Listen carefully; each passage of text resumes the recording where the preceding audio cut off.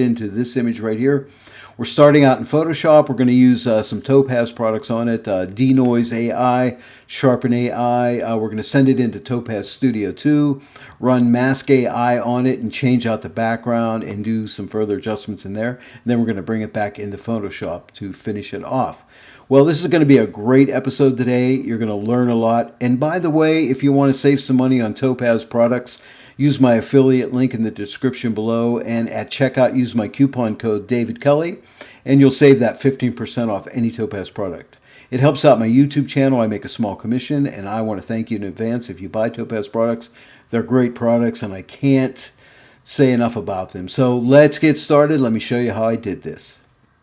I'm starting out by analyzing the picture. I want to zoom into our little leopard friend here and just take a look and see if there's any noise. Yeah, there's a little bit of noise. He's a little soft, so let's run a couple different Topaz filters on him. Let's duplicate the background layer so we can work non-destructively. And that's going to be Command or Control J, depending if you're on a Mac or PC. I'm going to come to Filter and go to Topaz Labs, and let's go to Denoise AI. And once we're in Denoise AI here, I want to use the Denoise AI model. Now we have two different models. We have Denoise AI or AI Clear. I want to use Denoise AI. To me, it's a little bit better noise reduction than the AI Clear, although AI Clear is excellent. But in this picture, it's a little noisy, so I'm going to use the Denoise AI. I'm going to set it for auto detect settings here. And that's looking pretty good. Now we can take this little line and drag it across. We can see the before is on the left, the after is on the right. So as you can see, it did sharpen it up too, and it got rid of our noise, and that looks good. I'm just going to go ahead and click apply and send us right back into Photoshop. Now that we've ran the Denoise AI, let's come up here to Filter and come to Topaz Labs, and let's run Topaz Sharpen AI. I'm going to click on this. That'll open up Sharpen AI. Now, I didn't duplicate the background layer that time because I've already duplicated the background layer once for the Denoise, so I figure it's redundant to do it again for the Sharpen, so no big deal there, so I'm not doing it. I'm going to make sure I'm set in the auto mode here. And I want to go in the focus model. We have three models: sharpen, stabilize, and focus. This is just slightly soft. It's not bad. But let me go ahead and click focus and just see if we can get a little extra sharpness out of it with the focus model. I think it's going to work, but we'll see here in a second. What you see on the right will be the after. What's on the left is the before. So let's take this line and drag it across. So there's the before. See, it's slightly soft, and here's the after. Yeah, that definitely sharpened it up a bit, and I'm happy with that. And by the way, when you click view here, you have different types of view. You can do single view, split view, or side-by-side view. I always leave mine set on the split view here because I like to drag this across and see the before and after that way. All right, so I'm just going to click apply and send this right back into Photoshop. I'm done with denoising and sharpening. I want to duplicate my background layer again, so that's Command or Control J so we can work non-destructively, but this time I want to send it into Topaz Studio 2.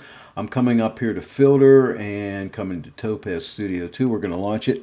I'm going to do most of my work now inside of Topaz Studio 2. I'm going to replace the background and try to put this little leopard into a better background. It's probably not going to be the right background, so please, if it's in the wrong type of background, I'm sorry. I'm just putting it in a background that I think will work. So first thing I want to do is come up here to filters, and we can use a plugin right out of Topaz Studio 2. Let's go ahead and launch Mask AI and cut out the background and find a new background to put our little leopard in. I'm not going to go into a lot of detail about Mask AI because I've done videos in the past, but it basically works with a tri-map system. It's a compute, keep, and a cut. Very simple to use, and you'll see here. I'm going to make my brush a little smaller. I'm going to click right here and put a little dot, hold my shift key down, and click up to here, and I'm just going to keep shift clicking around my little leopard here. And this is putting the compute area around the edges of the leopard here. So I'm saying compute on this zone here. This is the hardest thing for the masking software to work with, is the compute area. And you don't want to make that zone too wide, but You don't also want to make it too narrow. You want to make it, you know, kind of like the Three Bears, Goldilocks, you know, just right. Because we have little hairs sticking out. We have that little whisker right there. Make sure I get that in the compute zone. And come along here. And I'm doing this by hand. I mean, I could have probably did, you know, auto detect subjects and it would have worked. But in my case, I'm just doing it by hand. I don't know why, because I like to do things the hard way, I guess.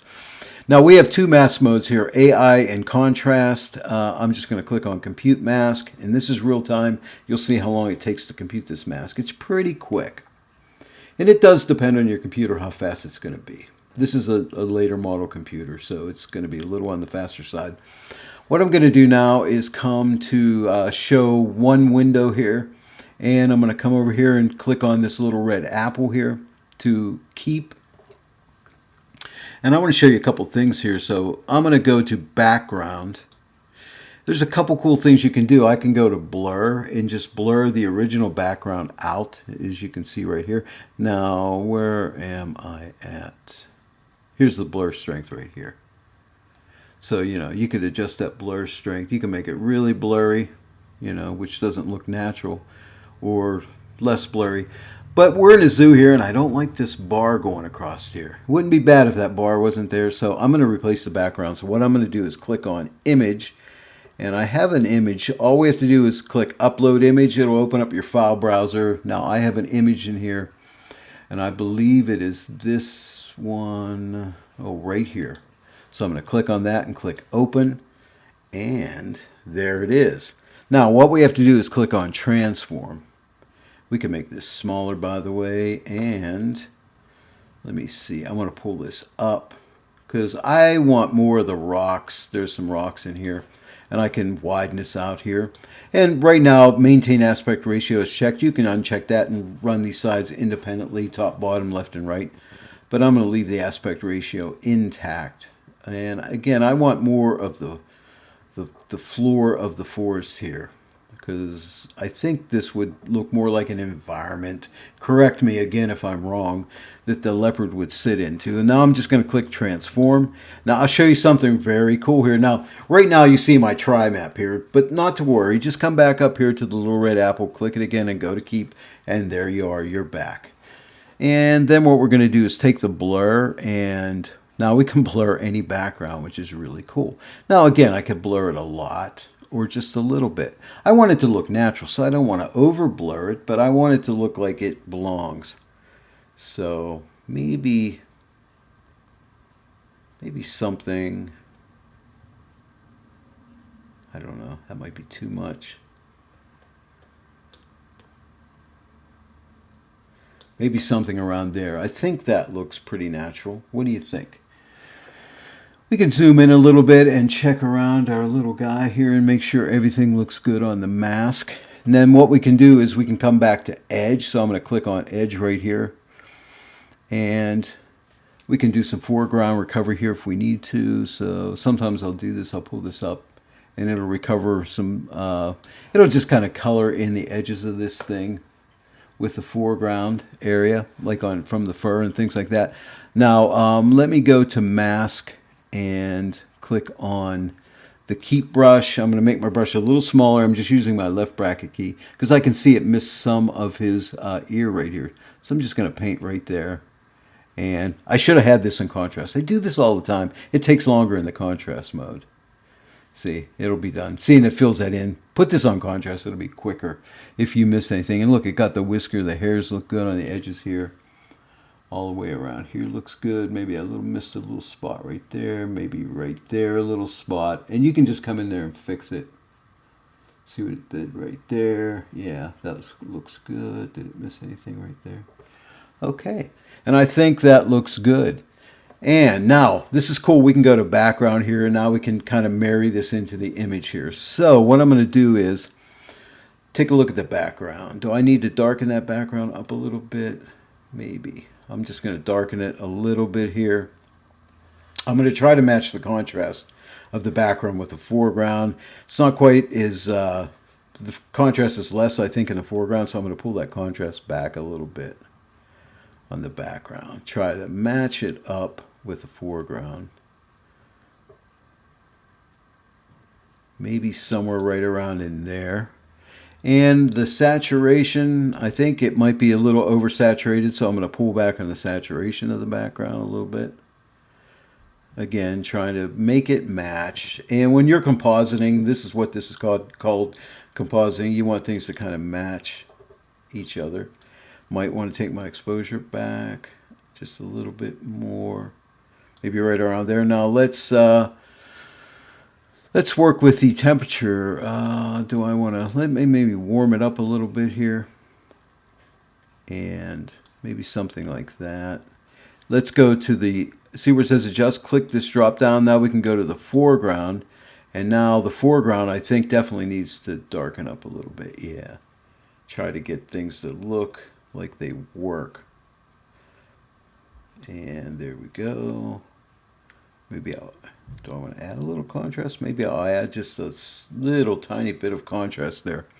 I might want to add a little bit of saturation as well. Not too much. Just a very little bit, if any. Maybe somewhere right around in there.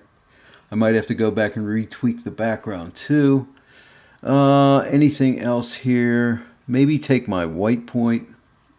I'm going to pull my white point back a little bit. Yeah, because I felt like the leopard looks just a little too much light on him. So I'm just going to pull that back a little bit. And what about my highlights? So I'm going to pull my highlights back a little bit. Yeah, again, I just want everything to kind of marry together. I'm just sitting back a little bit and looking at it here. Yeah, I think it's looking pretty good.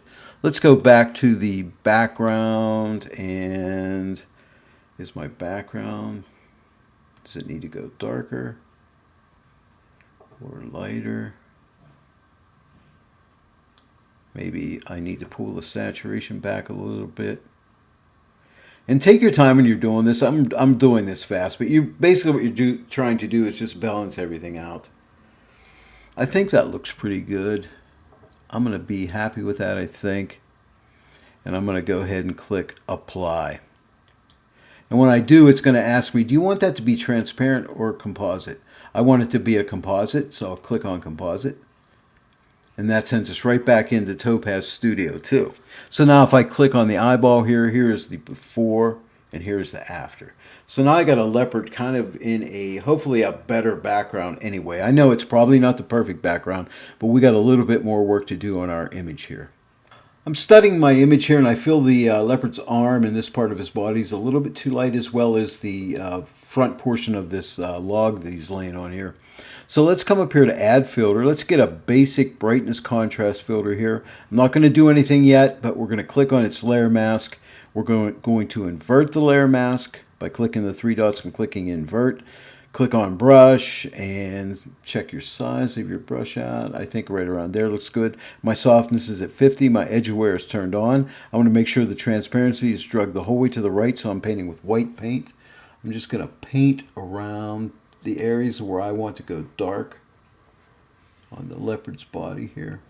I'm going to stay off his face because the face is the part I really want to showcase.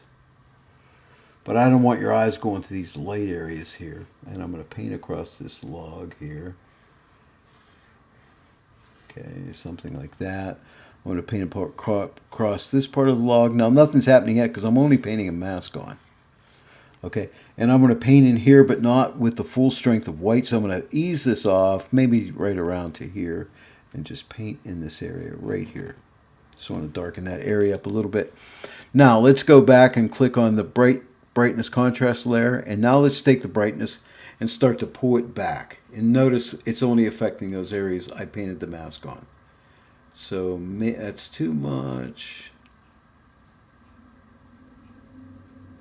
Maybe right around there. Now, if we felt we needed a little more overall brightness to the image, I can come up here to add filter. Let's add another brightness and contrast filter, and maybe let's just brighten the entire image up just a little bit. Not much, just a little bit. Now let's click the eye and see what we've done. There's the before and there's the after. And I think to finish this off, let's add filter, one more filter. Let's get a vignette. And let's just pull up the strength on the vignette, and we just want those edges darkened. Let's click the eye here, before and after, before and after. If you feel you went too strong, you can click on the vignette layer and just take the opacity and just ease it back a little bit. And I might just do that. I felt it was a little too strong. Let's see one more time, before and after.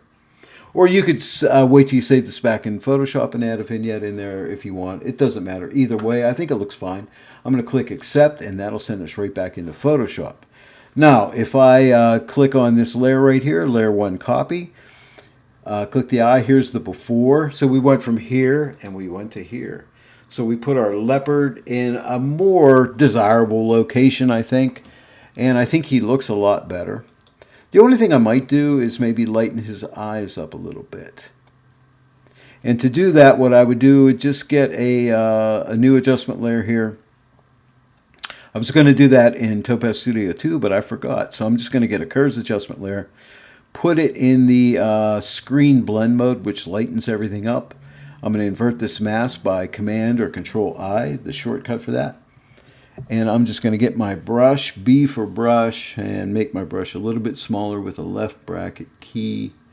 And I'm going to make sure my flow is set to 100%. So I'm going to type Shift 0, puts that back to 100%. And my opacity now, I'm going to put that on 20%. I'm going to type the 2 key. Make sure I'm painting with white paint and just paint over the eye right here. Right here, like so.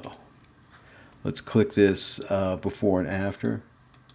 So you can see just a little bit lighter. So today we started out with this image right here, and we ended up with this image right here.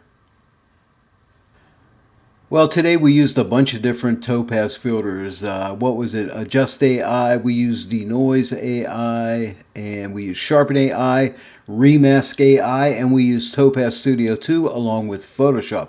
I hope you enjoyed this video today. If you did, please give it a like and share it with your friends. If you're not yet a subscriber to my channel, please subscribe and click the bell notification icon. And then every time I upload a new tutorial, you'll be notified about it. Well, I want to thank each and every one of you for joining me today on The Joy of Editing with Dave Kelly. I'll see you all right here next time. But until then, happy editing.